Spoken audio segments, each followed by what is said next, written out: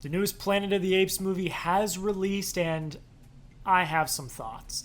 How are you guys doing? Hope you all having a fantastic day. And today, we need to talk about Kingdom of the Planet of the Apes. How's it going, guys? My name is Jack. Welcome back in to another episode of We Need to Talk About. And today we are talking about the newest film from Wes Ball and the newest entry in the Planet of the Apes storyline, Kingdom of the Planet of the Apes.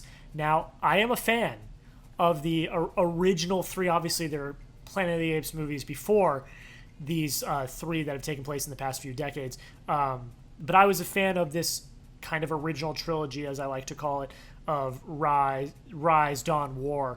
And I was fairly excited, looking forward to seeing where they would take the story from here. I was a big fan of Caesar. Of course, everyone is. How can you not love Caesar? And I was interested to see, would it actually work without Caesar? Because this obviously takes place several generations after Caesar's reign as the elder of the apes. And I was skeptical, to say the least. It looked incredible in terms of visuals just by looking at the trailers, but does the story actually warrant the visuals? And I think that's what we're going to talk about today. And I'm happy to report that I think it does. Spoiler alert. I think it does. I think that the story does warrant these visuals and everything that we get. I think that I'm very, very hopeful for the future of these Planet of the Apes films. So let's just jump right into it. I think the first thing and the most obvious thing that everyone is going to talk about and that everyone's going to praise is the visuals. This is one of the most visually stunning movies that you're going to see this year in terms of visual effects. This is Avatar level stuff. It is. I think that may come off as overreacting, but I think if you go watch this movie, and I watched it at one of the early screenings in IMAX. If you go watch this movie in an IMAX theater and you're up close and you're in the scene, this is real. And it is Avatar level work. It's some of the finest visual effects that I've seen. Seriously. And I've watched Avatar The Way of Water in 3D IMAX. So I get it. I have that baseline. This is visual effects and filmmaking on a technical level that's unlike anything that we've really seen. We've had those instances with like a Dune Part 2 or an Avatar The Way of Water or movies like that, but they are very few and far in between. They are. It just is what it is. And I just got to give props. And with a $160 million budget, that's impressive. It's very, very impressive. So, of course, it looks beautiful. The technical across the board is flawless. I have no notes. But does the story, do the performances, does the direction actually live up to the billing? Let's start with the performances. I personally enjoy them quite a bit. Mocap is difficult.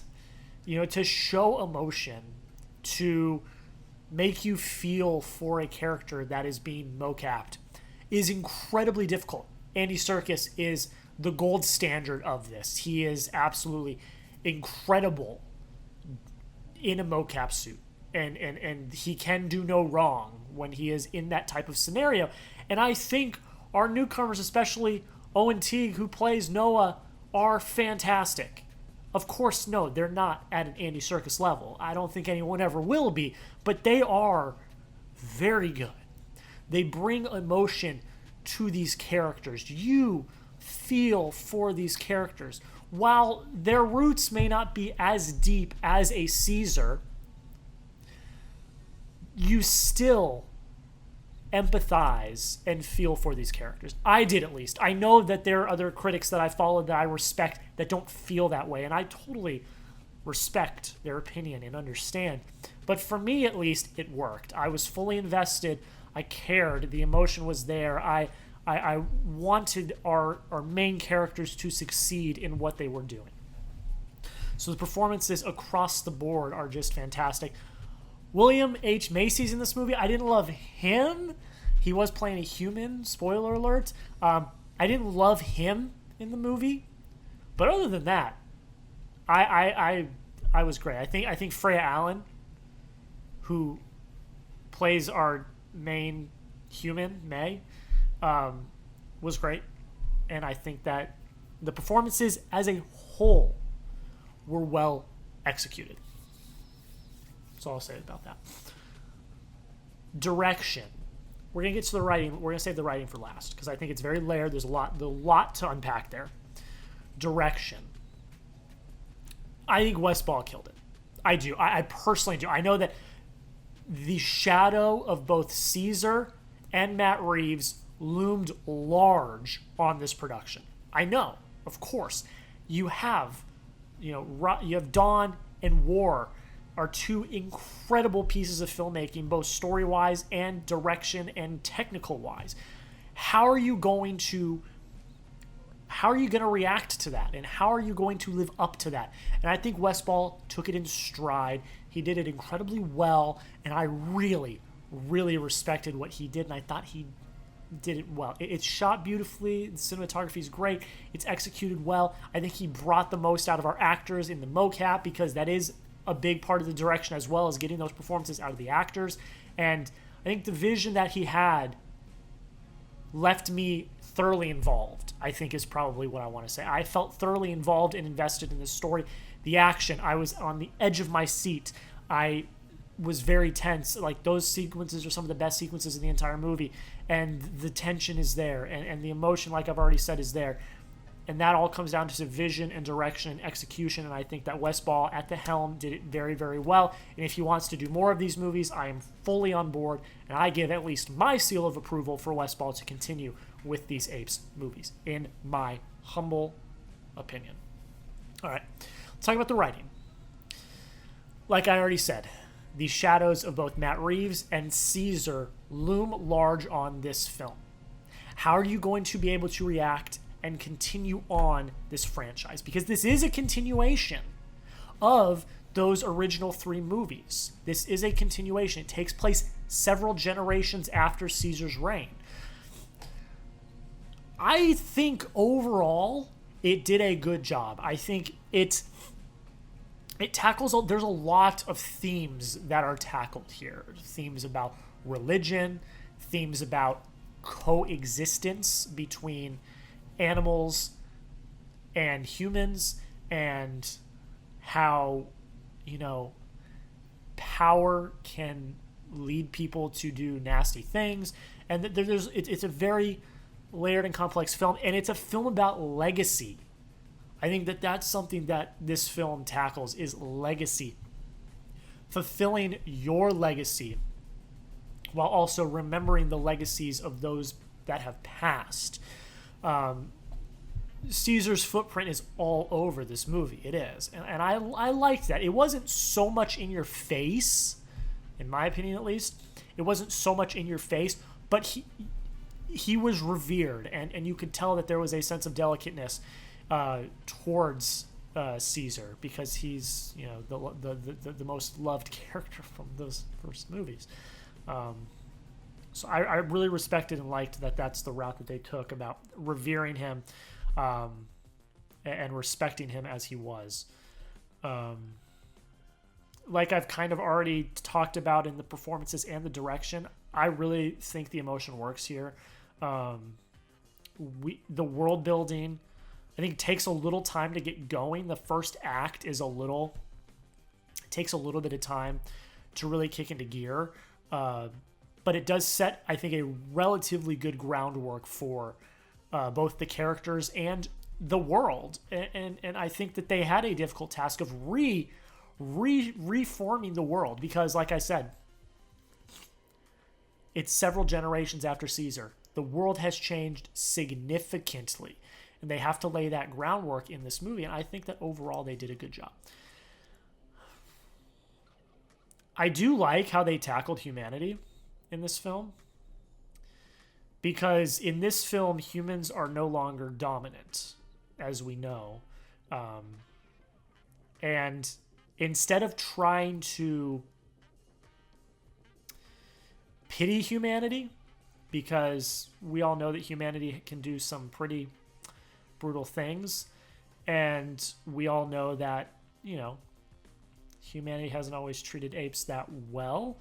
So instead of trying to pity humanity, it asks a question about whether or not humanity can coexist. And that's kind of the biggest piece of the puzzle, I think, that is kind of left at the end of this movie.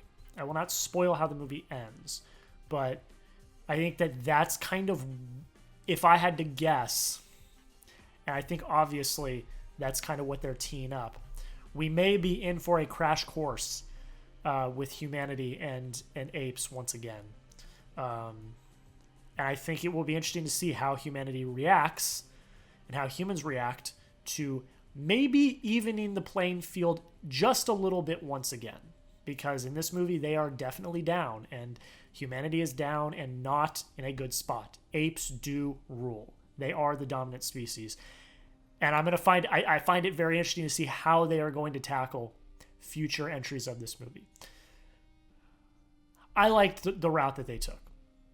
I did. I thought it was very interesting. Instead of making humans this, like I said, we're not throwing a pity party for humanity here, because they kind of led themselves to where they were in the movies, if you remember the original trilogy. So that question's not answered in this movie. I will say that. Can humans and apes coexist? That question's not answered, but I think we all know where it's heading. And I'm very interested and excited to see that conflict in future movies. I think that this IP and this franchise in general has a very unique opportunity to explore that.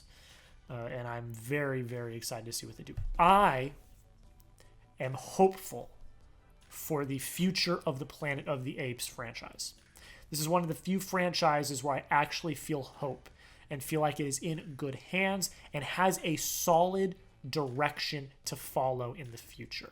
Not a lot of franchises these days have that, but this one has that very rare kind of fire under it, where I think that we can get sequels and further entries into this and not make it feel exhausting, if that makes sense. Like, we've already had one trilogy. This is, I believe, the beginning of probably another trilogy that we're going to get in the future. And I actually feel like it is warranted, and I actually feel like it can be executed well.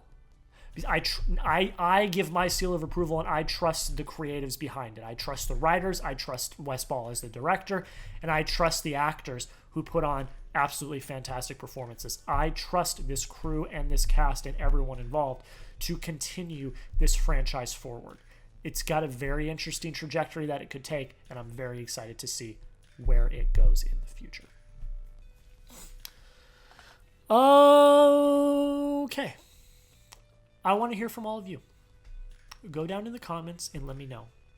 What did you think of Kingdom of the Planet of the Apes? It is out now in theaters. I would highly, highly recommend you see it in IMAX if you're able, or Dolby, whatever you have near you. I got to see it in IMAX in an early screening. Was very glad I did.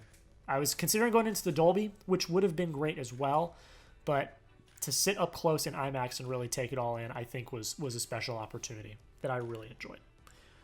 So, yeah, let me know in the comments what you think. Do you like Jalen or why? I want to hear your thoughts down below in the comments. Make sure you subscribe to the channel. The channel has been having a lot of really, really good momentum, and I've really appreciated all of you that have stopped by and watched the videos. I really like this series in particular, where I can just sit down and talk about the big movies that I really enjoy, and not really, I do a few here and there of movies I don't really like I did, I did Rebel Moon, but I needed to finish out the sequel. But I like talking about movies I like, and I like hearing from you guys. So make sure you subscribe if you have not already. The goal for the end of the year is 5,000 subscribers. I don't know if we'll get there. I'm going to be completely honest. It's a lofty goal, but we're going to try. We're going to do it. We're going to see what happens. Make sure you check out my second channel. That's also linked in the description down below. Follow me on social media. I post all movie reviews over there. especially on Instagram. I spend a lot of time on my Instagram, so if you've not already, make sure you go follow me over there. Like, comment, subscribe, do all the things you do on YouTube. I appreciate you all so much. If this is your first time watching one of my videos, I appreciate you. Thank you for taking the time to click on the video. It really does mean the absolute world. I hope you all have a great rest of your day. Thank you all so much. A lot of great movies coming out this summer that I'm looking forward to talking about, and I hope you guys are along for the ride. That's pretty much it. Hope you all have a great rest of your day, and we'll see you in the next video.